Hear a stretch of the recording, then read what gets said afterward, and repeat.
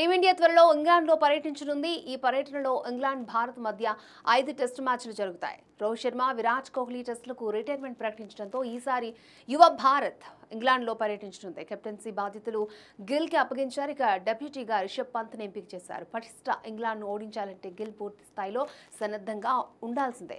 Ben Stokes తిరిగి జట్టులోకి వచ్చాడు. టీమిండియా తరపున బుమ్రా పూర్తి స్థాయిలో బౌలింగ్ చేసే ఛాన్స్ లేదు.